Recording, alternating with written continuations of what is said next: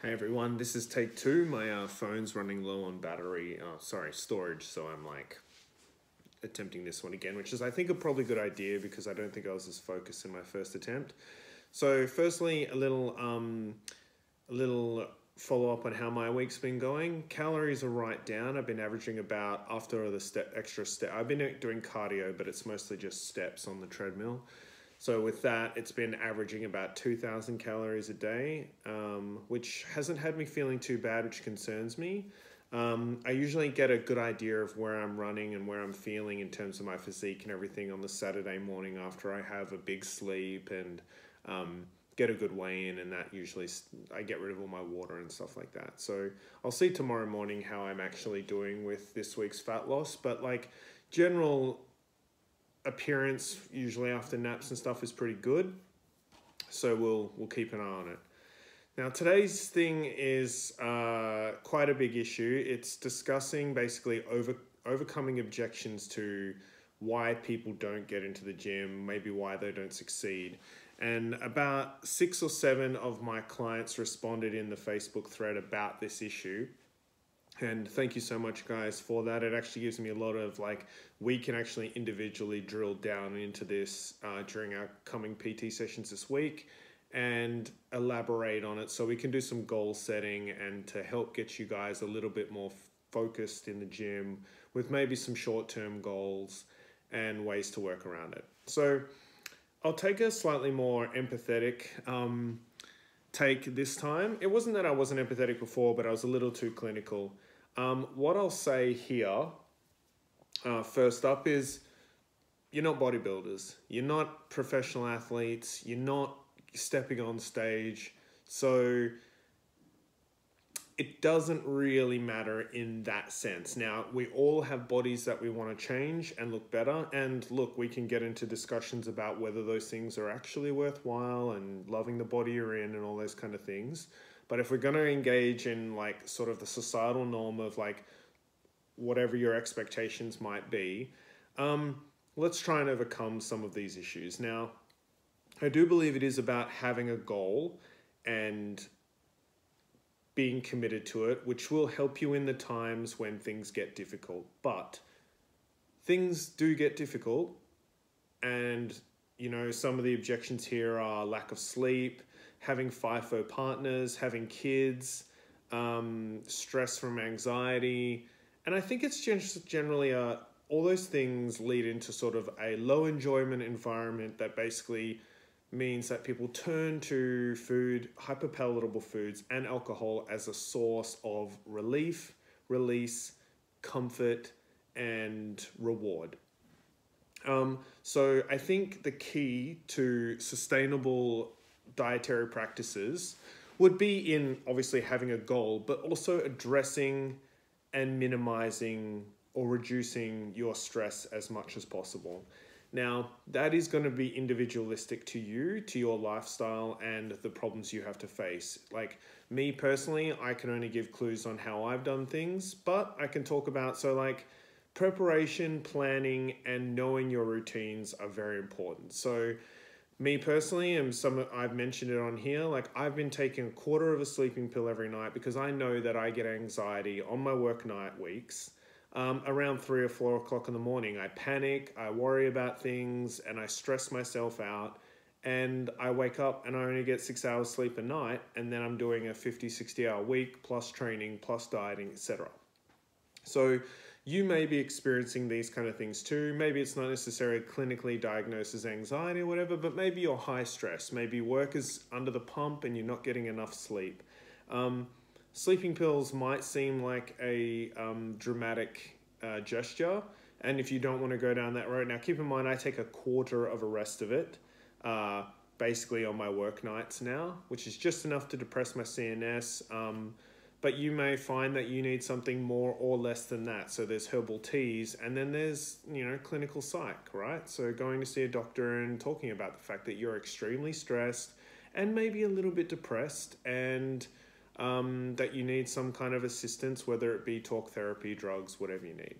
But if you're not sleeping and stress is getting the best of you such that you feel like you need to binge on junk food as a release and a reward, that is a problem.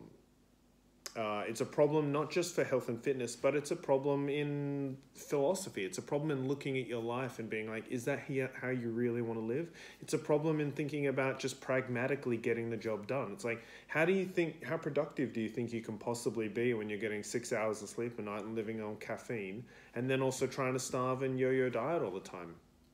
Nothing's going to get done. You're going to underperform at work, you're going to underperform in your diet, you're going to underperform in your training and your results, and which is then going to feed back into the cycle of feeling like shit, training like shit, skipping it, needing those rewards. So I think it needs a fundamental assessment for yourself on what are the unavoidables and what are the fixables, what are the controllables, what are the data points, and how can we minimize the damage from them. So in the case of myself, I saw that I wasn't getting sleep, so I started addressing it. With my diet, now, like, as some of you know, like, I'm a fallible human being. Like, before I started this fat loss journey that I'm on, I was clinically obese. I was 25 to 30% body fat, 30 BMI, like, I was fat. So I understand the pull to get junk food and the desire to eat Dominoes, as was suggested in the group, and other junk food, and craving high sugar foods, high fat foods. The period, being on your period was something in there. But you need to see these cycles, these patterns, and you need to plug the holes up how you can. So sleeping pill was something that was suggested, but you can also find that, like, eating more calories during the day, in terms of like making sure you're getting a good breakfast, making sure you're getting a good lunch that has carbs, a little bit of fats, quite a bit of protein, finding that you're getting some fruit and nuts and yogurts and cottage cheese snacks in between those. I find if you're not under eating, that is starving, you typically will get through the day maybe feeling like you might like something, but not really feeling like you need it if you're fed. So what I think this is a combination of being underfed, being underrested, and then just going for the easy fix. And that's where we come back to the plan as well, and a goal. So sitting down with me, sitting down with yourself, and deciding what you really want to do, putting a time frame on that, giving yourself 12 weeks to achieve it, and 12 weeks to plug up those leaks on your end, making sure you get that sleep, making sure you're reducing that stress, making sure you're including in your life pleasure activities. Those kind of things can really help overcome. And honestly, that's been the key to my success personally. It's like, I haven't gotten any more willpower, and I would encourage you not to necessarily rely on willpower, because that's where you get those fuck it moments. And those fuck it moments are going to come more and more. Like, I look at motivation as a 100% battery, and things like sleep and stress and work and decision fatigue and your responsibilities are just going to chip away at that battery, and then you get to like the end of the day and you've got 2% left in your battery. Of course you're going to go, fuck it, Hungry Jack's, baby. And that's fine for once in a blue moon, or it's fine if you're going to go to Hungry Jack's and get just a burger and you're going to make sure it fits your macros and all those kind of things.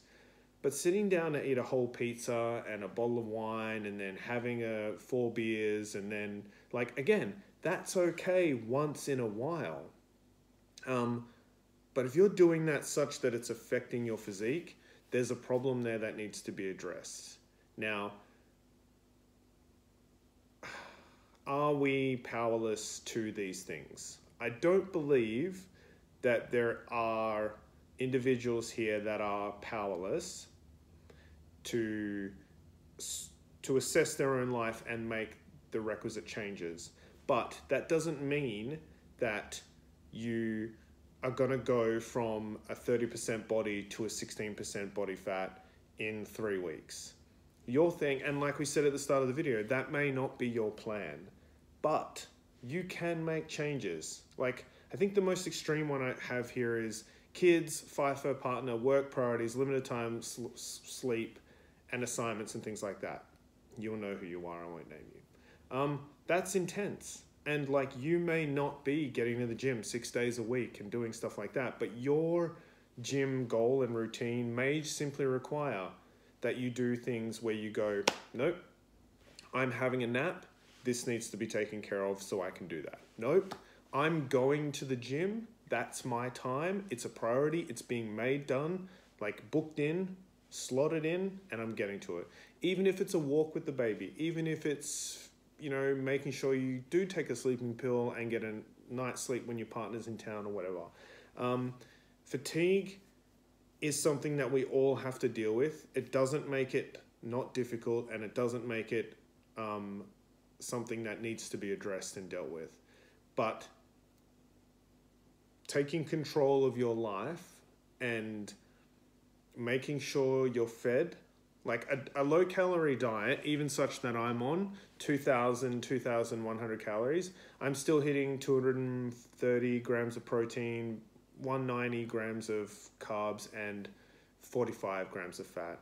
So that doesn't mean that, like, I'm never so hungry that I crave junk food anymore. And that's what I would want you all a place to get to.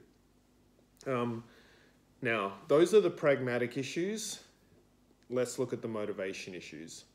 That comes down to having a plan. That comes down to sitting down with your PT and coach and being like, what do you want to achieve in the gym? Why are you exercising? Why do you value it? Why do you want it? Why are you following this? Why are you watching this video? Why are you following my page? Why do you follow anything? Like, is it a goal of fitness? Do you want to run a certain distance? Do you want a certain type of body? Like me personally, I am obsessed with looking like those roided out bodybuilders, those orthorexic, sometimes very unhealthy. And like, look, bodybuilders will tell you how unhealthy it is to be a bodybuilder, but I've just always watched comic books. I've always like just been in awe of a lean, muscular male physique. I mean, I'm in awe of women too, but I don't desire to be a woman just yet. So that's my driving thing. For me, it's at the moment, currently in my fat loss plan, it's unbreakable. Like it's like my finance thing that I was talking about last week, my budget. At the moment, my budget and my calorie budget are unbreakable rules that I follow. I'm literally at a point that I'm like, if I have to do something, my first thought is, how will this affect my fitness? How will this affect my budget? And then I make it work based to that. Now, that doesn't necessarily need to be your level of commitment, but I wouldn't mind, like, whatever goal you want to achieve has to be in sort of your top 5 of goals, right? Whatever you can manage, whatever you can prioritize, you need to have it in there, and it needs to be relatively unbreakable. Now, your version of this may not be, like mine's training 4 times a week and steps and diet, and that's because I'm a trainer, I'm at a gym. But if you're not, and you're not going for the level of physique I am, then yours can be just getting to the gym once a week, just making sure that you track your calories 2 or 3 times a week, just make sure that you do some small milestone. And that's how you will change in time. At the very least, you won't get worse, you will get better. But like, speaking for myself, I'm pretty much got to the body fat that I did last year, and I got to the financial situation. Like, I'm not like destitute or anything, I'm just not as where I want to be. But from last year, like, I started working a lot more. I wasn't accustomed to the level of fatigue that I was feeling, and I was self-destructive. Like, in hindsight, that's what the behavior was. Drinking 2 bottles of wine on a Saturday night after having junk food all day Saturday, Friday night, Wednesday night to deal with emotional issues was self-destructive. It was emotionally unhealthy.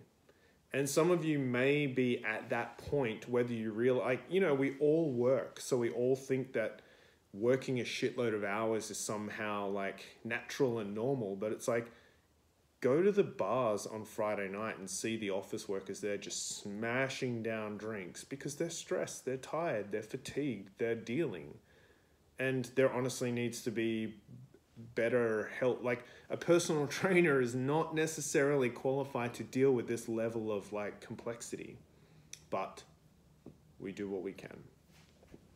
So some finishing thoughts, or to summarize: address your weak spots. Find where you can plug up holes, whether it be sleep, stress, food, whether it's not having junk food in the house, whether it's making a commitment to eat more unprocessed, you know, like foods that you like, whatever. And I can help you with this. And then make a commitment to have a plan. to have a structure, have a schedule that you can stick to. Have one for yourself, for your life, for your kids, for your family. This is my downtime. This is my uptime. This is when I'm doing this. This is when it becomes this, and stick to it. And then you have that for your training too. I get into the gym this time. I go for a walk this time. I eat my healthy food. I track it.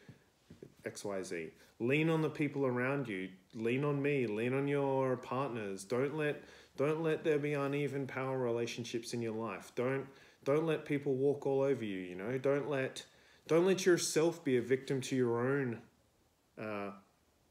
faults and your own fatigue. We're all dealing with this complicated milieu of a brain that's we're not in control of, and that we are just trying to experience. So analyze those behaviors, those patterns, and try to come up with ways to work with it.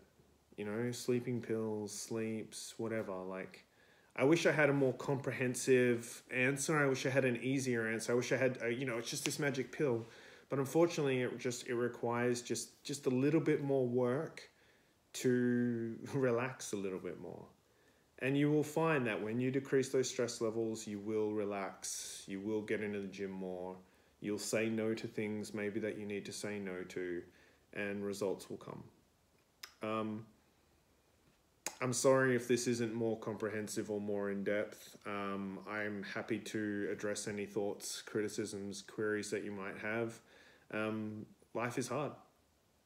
And, it requires constant diligence and hard work and attentiveness, and your goals need to be a priority, and you need to have them. I wish there was more I could say. So I'll leave it here. Message me if there's anything else you needed to add, or if I've missed anything, and maybe I'll do a follow-up video on this again next week, just addressing further issues and concerns. Okay, guys, be good.